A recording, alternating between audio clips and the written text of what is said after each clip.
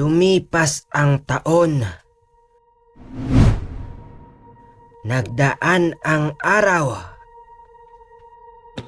Ngunit hindi pa rin tapos ang digmaan. Oh, Arnel, anong ginagawa mo dyan? Ito ba? Kasi naghahanap ako ng magandang palabas katulad ng tagapagbantay. Magandang palabas? Katulad ng tagapagbantay? Saan ka nanonood? Tinatanong pa ba yun? Di sa Loklok. Kaya kayo mga kamandirigma, mag-download na ng Loklok. Tama ka Arnel, mag-download na kayo mga kamandirigma ng Loklok. Dahil ang Loklok ay hindi lang isang simpleng app, kundi napaka-flexible na app. Marami kang mapapanood dito tulad na lang ng K-drama, series, at movies. At isa pa dito, pwede kang manood ng mga top-selling na mga anime katulad na lamang ng Solo Leveling, new episode at new series.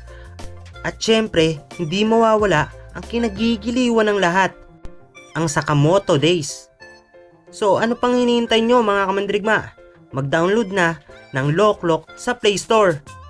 And now, back to the video.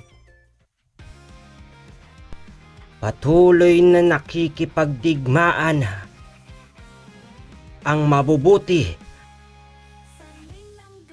laban sa kasamaan. Muling babangon ang dating itinakda.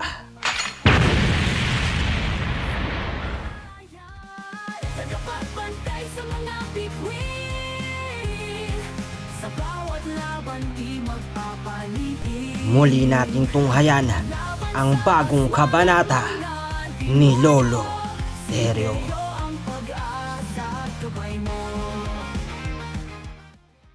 Shoutout kay Roslyn Quinicot, Katsuni Gaming, Ray Mercado, Cristel Kayud, Ryan Nakakan, JC Lastly, Judith The Fable, Franz TV, Christina Armamento, 31 Rocky 21, Lian Timon, Quertaza, Quila, To 247, Joseph Montalban, Angeline Agines, Lalaine Doctor, Nin Purple, Mikael Gante, Hannah JM, Ezekiel, at Yunoya. Shout out din sa aking pinakamamahal na si CC Animates.